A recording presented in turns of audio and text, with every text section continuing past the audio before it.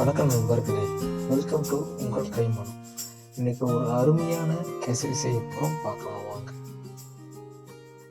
இந்த ப்ரிப்ரேஷனுக்கு தேவையான பொருட்கள் பார்க்கறதுக்கு முன்னாடி நான் சின்ன சின்ன டிப்ஸ் சொல்லித்தரேன், சரிங்களா? அந்த டிப்ஸை நீங்கள் கரெக்டாக ஃபாலோ பண்ணிங்கன்னா இந்த ரெசிபியினுடைய அவுட்புட் அவ்வளோ பிரமாதமாக வரும்.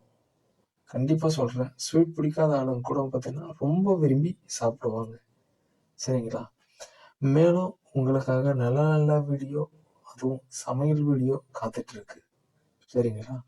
நீங்க இன்னும் நம்ம சேனலை சப்ஸ்கிரைப் பண்ணலாம், சப்ஸ்கிரைப் பண்ணுங்க. வாங்க இப்போ அதற்கு தேவையான பொருட்கள்லாம் பார்க்கலாம். ரவா கேசரி செய்ய தேவையான பொருட்கள்: ரவை 1 கப், சர்க்கரை 3/4 கப், ஏலக்காய் 4 நம்பர், முந்திரி தேவையான அளவு, திராட்சை தேவையான அளவு, நெய் 5 ஸ்பூன், தண்ணி 2.5 கப். இதில் ஒரு முக்கியமான விஷயம் இருக்குங்க.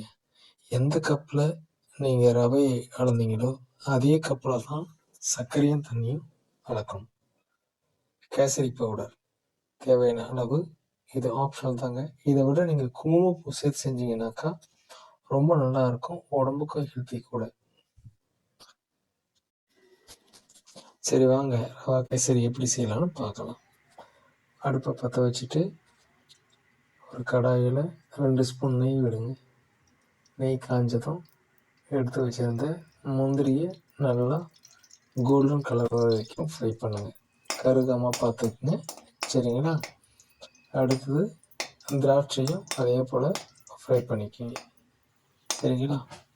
அதே நெய்யில் நம்ம எடுத்து வச்சுருந்த ரவாவை நல்லா ஃப்ரை பண்ணுங்கள்.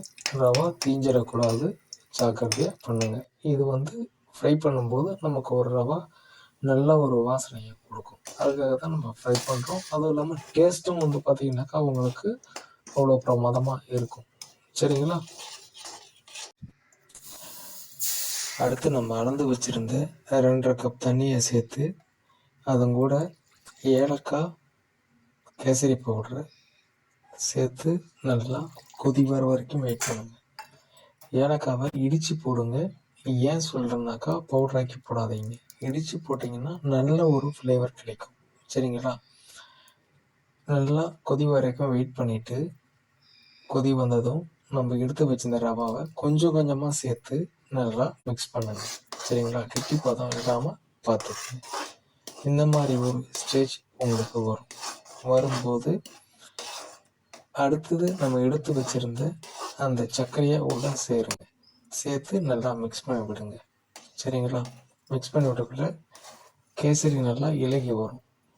அந்த டைமில் நம்ம எடுத்து வச்சுருந்த ஏற்கனவே நம்ம ஃப்ரை பண்ணி வச்சுருந்தாருல முந்திரி, திராட்சை, அதை போட்டுட்டு நல்லா மிக்ஸ் பண்ணுங்க. அது கூடவே மீதி இருக்கிற 3 ஸ்பூன் நெய்யை விட்டுட்டு ஒரு மூடியை போட்டு ஒரு 2 நிமிஷம் அப்படியே விடுங்க. இப்போ பாருங்கள், ஒரு அருமையான கேசரி தயாராகிடுச்சு. இந்த டிஷ் பிடிச்சிருந்தா சப்ஸ்கிரைப் பண்ணுங்கள், லைக் பண்ணுங்கள், ஷேர் பண்ணுங்கள், கமெண்ட் பண்ணுங்கள், அப்புறம் இந்த பெல் பட்டனை தட்டி விடுங்க. இது போல் டிஷ் உங்களுக்கு நல்ல வால்யூமில் பண்ணணும்னு நீங்கள் சொல்லுங்கள், கமெண்ட் பண்ணுங்கள், நல்ல வால்யூமில் செஞ்சு காட்டுறோம். தேங்க்யூ.